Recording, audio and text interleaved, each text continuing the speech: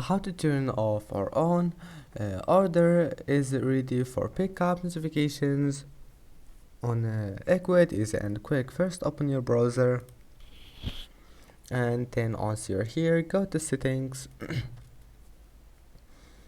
and then here we'll find notifications. Click on it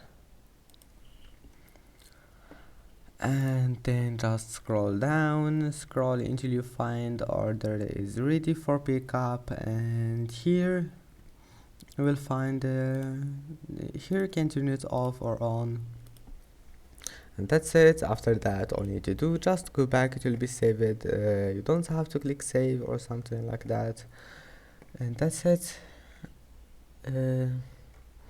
That I hope that can help you, and that's it for today's video. If you like this video, don't forget to like and don't forget to subscribe, and thank you for watching this video until the end, and see you in the next video.